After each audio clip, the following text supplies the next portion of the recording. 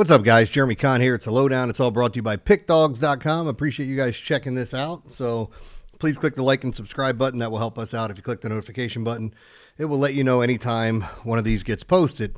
I talk about the concrete inner circle. I mean, I got a lot to talk about today, so I am just livid over yesterday. Tell you how my day went, and I'm assuming if some of you guys played any of the prop plays, you know my day was pretty fantastic, and it had a chance to be unbelievable. But we'll get to that in a second. But with the concrete inner circle, you know, it's big bets. If you like placing big wagers, and you cannot lie, definitely text inner circle to text the words inner circle to that number that you see there, and it will help you out in finding out more about this. I post on Telegram, and it's a rated system, so you get to see what my 10-unit play would be, 5-unit, instead of just saying, hey, I really like this game. Now you get to kind of see how much I like each game and what you should be putting on them. So if that's something for you, definitely check it out. If you just like coming and watching the videos, please click that like button. It helps us out more than you know. So let me start with how let me just go over my plays for today, and then I'm going to spend a lengthy time I say my plays for today, my plays for Friday, excuse me. I was on the Ole Miss over. I think I talked about that on here. I like Texas to knock off Texas A&M. I thought Georgia was going to put on those MC Hammer puffy pants and beat the crap out of Georgia Tech. God, watching them fall apart down the stretch was just tough. I like the Temple North Texas over, Kansas Utah over, Kent State Northern Illinois under. I was all over the Eagles -7 as my favorite play on Friday. I had the Bulls Hornets over, Phoenix OKC over. I did not post any college basketball plays, but I was on Miami and Wisconsin. And then I liked the Flyers and the Islanders to go under 5.5. Going back to, and maybe I should just mention, God, I got the hiccups, what my prop plays were for Friday, for the Eagles game, just to throw them out. We talked about some of it, but I was on DJ Moore under 3.5 receptions, Caleb Williams under 206.5 passing yards. And my favorite play was Jalen Hurts over his 31.5 rushing yards. And then I liked Saquon Barkley under 76.5 rushing yards, which I think that's one people are going to look at and go, really? You like the Bears' run defense has been fairly good. The way to beat them is on the outside throwing the ball. Like, I put together a daily fantasy lineup. I wanted to put the Eagles in my MVP slot. For any of you guys that play, it's a solo game. Or as they call them, showdowns. So they're 1 at 3 o'clock today, and I was thinking about putting the Eagles in the top spot, but ultimately I put Devontae Smith, and then this is one of those days where I go 5-1. My one just happens to be the kicker for the Bears. I think the Eagles win this game like 24-6. I think they just absolutely handle this game. So I took the entire passing game along with Jalen Hurts and the Eagles kicker and defense, right? And then I took the kicker for, who is it, Santos? Yeah, so I had Smith, Hurts, Eagles, Brown, Santos, Elliott were my plays for the day in DFS. Now, I want to talk about Thursday. So you guys know I've been, giving out free props with plays. Most of them have been winning days. All 3 games I gave out props for had winning days. I went 1 and 2 in my plays, and we'll get to that in just a sec. The NFL plays, that is. I hit the college game. I think that's all I had for Thursday. Did I put any college? No, I didn't put any college basketball plays up. I did put all my stuff up for Friday and Saturday and Sunday. So, all my plays are up. I'll still be doing some more research. I'll probably find another game or 2 on Saturday I like. If I don't, no big deal. I got enough plays up. But I constantly keep handicapping and looking for new information. That being said, so let's start off with the first game. Call the Packers to a T. Feeling great about that. Did not think it was going to be that high scoring. What did I have in the Packers game? Let me just read off my prop plays so you guys can see just how close I was to just an unreal day. I had Christian Watson under 3.5 receptions. This was one of my losses. He finished with 4. Happens. I had Jordan Love over passing yards. Very fortunate on that, but we got it on that last throw that they made because he was just hovering around that 206 mark or 210. So we got over that number with the big pass play that Jordan Love had on the final play for him. So look, again, I'm not trying to say that we're always unlucky. That's a little unlucky. I felt like we deserved better in the game than what happened. But it is what it is. Jordan Love finished with 234. I just wanted to double check the number. We had Amon-Ra St. Brown under 7.5 receptions. Consider yourself lucky he gets hurt. But again, I still really like that play. And I had Jahmyr Gibbs under 108.5 rushing and receiving, which I know that was a vomit play. I was praying that the Lions didn't get the ball back in case they decided to dink and dunk with Jahmyr Gibbs. But we hit that. So I went 3-1 in my props in the Packers game, won the Packers game. Had the under in the Chiefs-Cowboys. So for those of you that don't know, Chiefs-Cowboys went over on the last score. If you watch the first half, it looked like it was just going to shoot out over the total. It's 31 points scored at the half. Then we get a very favorable third quarter for the under. And I don't know how many touchdowns they scored on fourth and whatever. It's just frustrating. But anyway, they punched one at the end. So I end up losing that game. And that would have been fine because I should have won the Ravens game. We'll get into that in just a sec. But as I look at this Cowboys game, what did I have? I had, let's go in reverse. Dak Prescott under 11.5 rush yards. He ended up with negative yards. Winner. Travis Kelce under 5.5 receptions. He had 5. Winner. Javonte Williams over 1.5 receptions. That hit on the first drive of the Cowboys game. Pat Mahomes over 21.5 rush yards. Again, he was at 20 until that last run on that final drive, so it did help me get over the total on that one. And then I had Pat Mahomes over 3.5 rush yards. Over 3.5 rush attempts. He had 3 attempts. So those are 2 games I lost by a half. And the Ravens one makes me even more sick. So that was 4-1 in props, but I lost the game. So if you bought that play, you had winning plays, you should have won money, and you get a token back because I throw in my prop plays for free and I missed the game.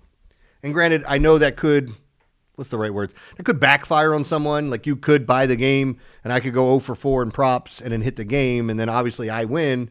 So it's technically a win. And then, of course, you wouldn't get a token then. But I got to say, man, and again, I feel so weird even like patting myself on the back and talk about my prop plays this year have been insanely good. Like insanely good, which I'm sitting here going to myself, why aren't you putting more and more money on these plays with how I think I've hit over 80%. And again, I can't be for sure, but if we just go back over the past couple weeks, I had one losing night. Every other night I won in those games. I had one push. So if we went over the past 4 weeks, I had a 2-2 in one night and what was it? A 2. And that 2-2 should have been 3-1 easily, but it doesn't matter. And then I had a 1-3 night where that was my only losing night with props. Because I talked about the past 2 weekends. 2 weeks ago, 6-0 in the NFL, 4-2 in college. Last weekend, 4-2 in the NFL, 6-0 in college. And then yesterday, I was 11-4 in prop plays. So let's get to the Ravens game and why I'm so pissed off. I mean, I've had to work this morning because it's the day after a Ravens game. We do something called Monday Morning Quarterback on Mondays. We now did a Friday version of it. It's just the day after the Ravens game. All these sponsored, very structured, and I'm one of these guys in Baltimore. I'm not a Harbaugh guy. I don't think he's a good coach. I never thought he was a good coach. The year they won the Super Bowl, they got lucky. I mean, they got an amazing run with Flacco throwing 11 touchdowns and 0 picks.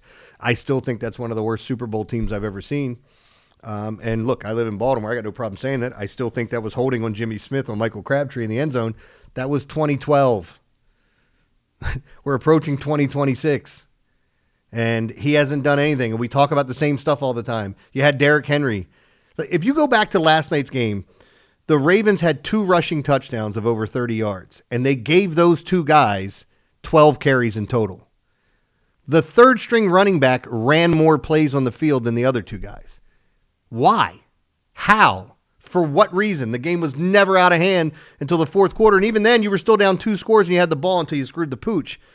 I swear that guy doesn't know what the hell he's doing. I feel like he gets that situation where it's like, hey, you take care of that, you take care of that. He likes being a supervisor instead of a coach. And it sucks, man. This game sucked. You face the worst defense in the league on a short week, which is the greatest advantage in the NFL, and playing a home game on a Thursday night against a quarterback that's coming back wearing some sort of plate on his foot that he kept taking off whenever he was on the sideline because it was just a pain in the ass to deal with. And you lose that game. And thinking about it, I had the over. We're 1 score away from the over hitting. So if you want to talk about 1st and goal from the 2-yard line and the Bengals don't punch it in, they they go 4 and out and give the ball back to the Ravens. If you want to talk about Zay Flowers going for that touchdown that they called pass interference when, again, you can call me biased on this because it did mean a lot to me. I don't see that as pass interference, as hand fighting. When you extend that arm and you shove the guy, you can tell. And we actually had that with, what was it, the kid Hudson the very next play. Chase did it a couple times. God, Chase is just an absolute animal, man. That guy's so freaking good. so good. They showed the time where they had it bracketed and double teamed and it's 3rd and whatever. So you're paying him so much attention. And he just runs the perfect route on the guy that's in front of him to get in between, toe tap, and catch the ball. Jamar Chase is just, he is him. So love that guy. Even as I'm rooting for the Ravens and hoping that the damn Bengals lose, I just love watching Jamar Chase run routes. Now, let's talk about these prop plays, right? Because the game, I didn't even talk about the 1 touchdown with the fumble through the end zone. So if you listen to me at all this week, even on, what was it, Thursday's podcast, I said I liked Isaiah Likely to go over his yards, over his receptions, and for an anytime touchdown. My third loss was Isaiah Likely's anytime touchdown as he fumbled the ball going into the end zone. So that goes back through the back of the end zone. Other team gets the ball at the 20-yard line. And I was arguing with my co-host about it where they were saying, yeah, he just didn't secure the ball. And I said, guys, we got to stop saying this about securing the ball. When players get down near the goal line, they're always going to try to reach for the touchdown. They're always going to do it. Somebody hits their arm at the right time, you reach, and all of a sudden, let's say the ball slips out of your hands. Yeah, I think there are times you can point at guys carrying the football careless, but he had 2 defenders around him, and he's reaching out for the end zone. I even showed him the still shot of him holding the ball, going like this as he's reaching out towards the end zone, and then the defender hits his left arm, and his hands kind of go like this, and the ball flies out probably about that much before he gets in the end zone. It was the right call, so I'm not arguing that. I'm just saying it's an absolute pisser because I called everything on Isaiah Likely, and then to miss out on that in that type of way, just brutal. And then I had Zay Flowers over his yardage. That was my other loss. And if he catches that touchdown pass, I think he goes over the number. Or if he catches that touchdown pass, I win my over, so it doesn't even matter. But here's what I had for my Ravens-Bengals props. I had, again, Isaiah Likely over 23.5 yards was my top play overall on the entire day. That hit. Isaiah Likely over 2.5 receptions, my second highest play. That hit. And then all these other ones were kind of even. Isaiah Likely anytime TD, we miss out on that. That was plus 220. It's like winning 2 bets, man. Or it is winning 2 bets. Zay Flowers over 65.5 yards, no bueno. That was my fourth loss. Jamar Chase over 92.5 receiving yards. Chase Brown over rushing and receiving. We hit those. So, yeah, anyway, just a really effed up day for me because I had, oh, God, how many triple plays that I have sold that day? Let's just say it was 15. So I don't get paid on any of them. I went 11-4 in props and 1-2 in plays, and I felt like I deserved better in either one of those games. But it's sour grapes, and I know you guys are tired of hearing me talk about it. I will move on to the games for Saturday. Let me see. Did I have any prop plays with any of these games? No, I don't think so. Let me go back and look at this as I'm looking at. That was Friday. Let's see, Saturday. Here, I don't mind saying my Saturday props that I liked. I like Cam Coleman over his 52.5 receiving yards for Auburn. Deshaun Bishop over 76.5 rushing yards for Tennessee, and Damon Claiborne over 73.5 rush yards for Wake Forest. Those are the only 3 plays I had on Saturday. I had a ton of prop plays for Friday. What was it? Chambliss over 269.5, Elijah Surratt under 5.5 receptions, Ryan Wingo of Texas over his receiving yards, Nate Frazier over 60.5 rushing yards for Georgia.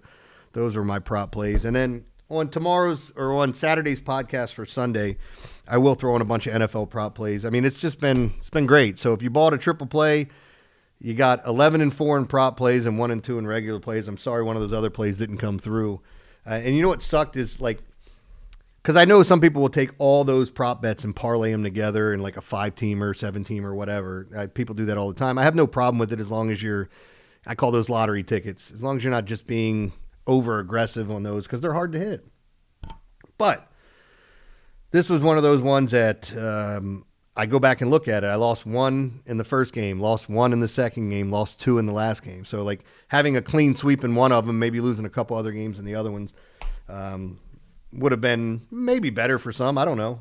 But let's get into these college football games. I'll keep rambling about that damn night. I'm going to go through this quickly, guys, and let me make sure I write this down because now I kind of write down the times for – where is my pen? This is unbelievable. You guys are going to have to wait for a second. I'm going to steal a pen over here. There we go. All right. Because I write down the times that I start talking about these games to help out our video editor. So this is – and that's an X-Acto knife. I thought I had a pencil, and the hell's wrong with me, man? This is unbelievable. I usually have like 30 pens. Oh, they're all on the floor. All right. There go my glasses. You know what? I think I'm going to go jump off a roof. This is just unbelievable. All right. Give me my glasses back. I went to put them on after just setting them down. What is this asshole doing? All right. Here we go. All right. So we're going to start this one off. It's Georgia Southern at Marshall. And as I look at this game, Marshall favored by 10, 63.5 is the total, and that's where we're going to look. I see points here. I think both teams get up and down the field and score. I still think Georgia Southern can keep it within that number, but I think the better bet is to go over. I think we just see a ton of points from these teams. I don't expect Georgia Southern to slow down Marshall, and conversely, I think Georgia Southern can score on Marshall. It looks like a big number, but I think it's just about right, at least in my opinion. All right. It does feel weird that I talk so much about all the other stuff that doesn't matter and then all of a sudden get into this and just run through the games. Penn State at Rutgers. Penn State's favored by 14. Yeah, 14. I don't know what I wrote there, but it is 14. 55.5 is the total. I've talked glowingly about Penn State's offensive coordinator. I think the guy has brilliant play designs and is fantastic at it. Rutgers' defense is absolutely horrendous. They can't stop a nosebleed. I think Penn State scores a ton. And honestly, I think Rutgers is going to score. That Greek kid, I'm not even going to try to pronounce the Akis name or whatever he's got going on. But he's no slouch. I mean, I don't think he's great or anything, but he's got some weapons there. Points, that's what I see. I like the over here at 55.5. I think Penn State and Rutgers goes over the posted total. Now, these last two games I am on. I'll be honest, they're both going to be freemiums. These are plays that I'm definitely on. I'm not saying I'm not betting the other games. I do want to dive into it a little bit more. I have not posted either one of those. These two games I'm getting ready to talk about, I posted both of them. So, all right, Kentucky at Louisville. Louisville's favored by 3.5. The total's 46.5. This is rivalry week. Talking like the guy from Princess Bride with Marriage and True Love. Yeah, with Kentucky and Louisville, I talk about this all the time with Kentucky and these in-state rivalries.